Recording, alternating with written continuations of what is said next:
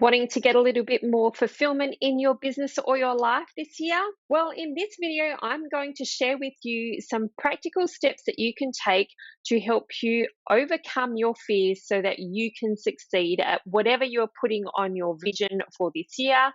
And this is really designed to help you remember what's great about yourself. So, if you haven't joined me before, my name's Belle Lockerbie. I am a transformation coach, best-selling author, and speaker.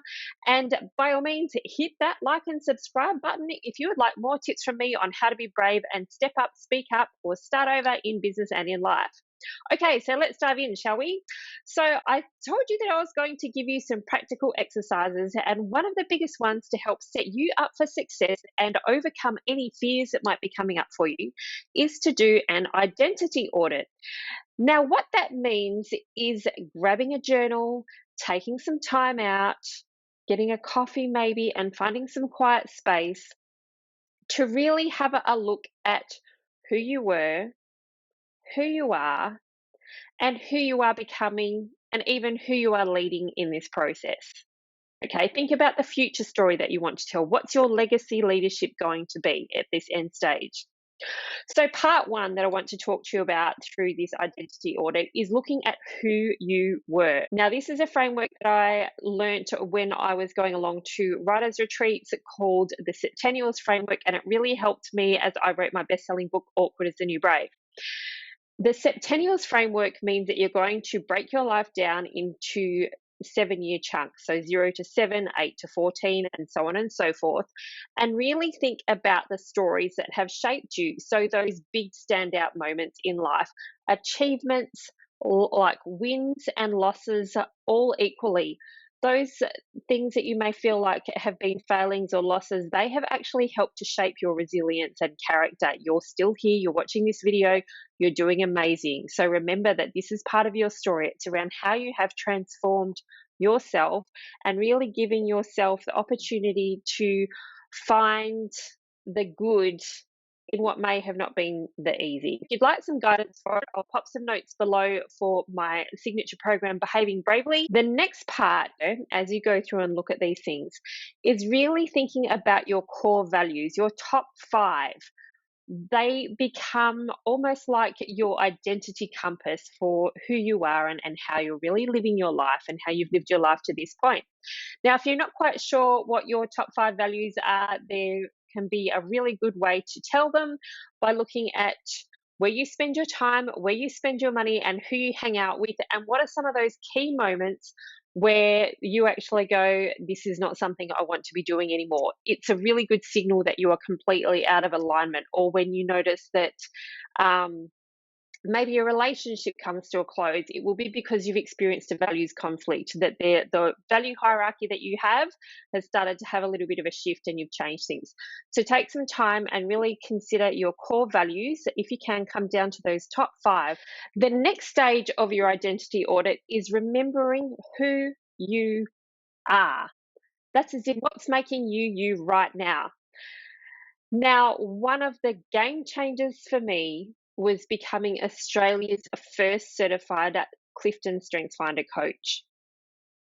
I had been in my corporate career for 20 plus years, and we had a young grad student come in who was talking about her top 5 strengths, and I was really curious about this tool, and soon found out that there were no certified coaches within the StrengthsFinder community in Australia. So I was so impressed, and it was a game changer in terms of I found that something I thought was really annoying to my boss was actually a really good thing. It's just it didn't have the right environment to grow and flourish.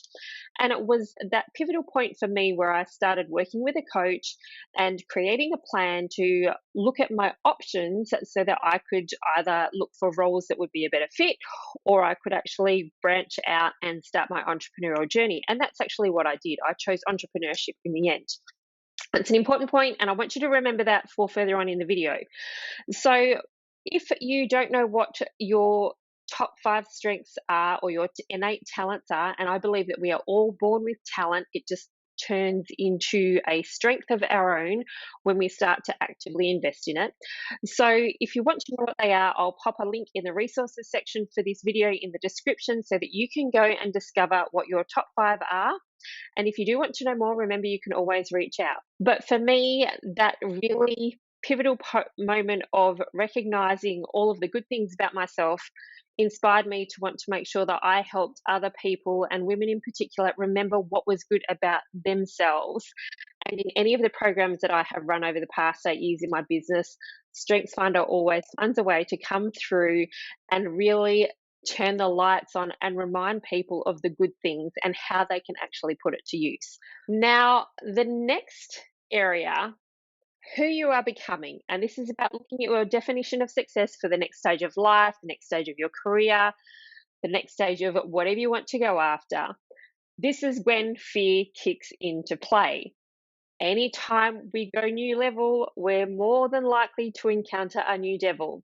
And that can sometimes be our internal chit chat that says, oh, you're too old to do this, or you're not smart enough, or you're too young, or you're too inexperienced, whatever it is, internal chit chat kicks up. It can be a small project, it can be a large life-changing event or move where fear really starts to kick in. And this is where it's important to understand how you can, now that you've got your armor, you've really looked at your successes and celebrations and your skills and stories from your past and what your strengths are that are innate to you. This is where it's time to start carving out your vision for the future. So when you're crafting a vision for yourself, it's important to remember that it's okay to have options. You do not have to have one path up the mountain. You can have 2 or 3 paths. It's okay. And actually, I would encourage you to have options. I think it's smart. I think it's wise. So your vision should really be focused around your core values, what lights you up. So paying attention to what energizes you and your talents. And this is where you'll really start to identify what would be a scary option for you to go after. Is the fear around the cost of taking a risk and doing something different? So, for example, if it was relationship based, is it putting yourself out back into Dateland, or is it having the courage to say that things are not working and to start to look at what your options are to resolve that situation? Or is it the cost of doing nothing and experiencing lower levels of fulfillment and personal satisfaction or professional satisfaction, and actually starting to really erode who you are? As you identify your fears associated with each option that can increase your levels of fulfillment and your levels of personal success, that feeling of satisfaction, start to break the fears down. So, for example, if you're reaching out to someone and that feels scary, if you're starting to network again when you haven't really had to do it for a really long time, list out 5 people that you could strike up a conversation with. Now, I have another program which is called Courageous Conversations, which talks you through how to actually structure this and what to do to prepare for those conversations. It's actually included in the Behaving Bravely program. But also, as you do this, start with your least scariest option. And with any fears that you are looking to undertake, start with the least scary thing first. Once you conquer that, you start to build self-confidence and self-efficacy, which is around backing yourself and believing that you can do the next things on your list. This is certainly true from my personal experience, and it's true for the clients that I've worked with as well. Now, taking small steps is really important so that you can then take on the next step. Remember, though, that as you work out who you are becoming, you do not have to become this next beautiful butterfly version of yourself. You can actually reach out to a friend or a coach or someone who has gone through that path before you. So whether you are looking for someone who is older than you and has had success later on in life, it's really important that you realize you don't have to do it alone. So remember, once again, looking at options. Who do you want to go on this journey with you? How are you going to create your roadmap to make your fears less scary? And as you go on your journey, make sure that you have a learning mind and a compassionate inner compass to guide yourself softly and with strength as you go after your dreams for the next stage of your life. Thank you so much. And remember, if you would like more tips on overcoming fears, whatever they are, and helping you step up, speak up, and start up in business and in life, just hit that like and subscribe button so that I can help more people who are looking for courage to conquer their inner critics, overcome adversity, and really set themselves to that next level. I'll catch you in next week's video, and thanks so much for watching. Bye for now.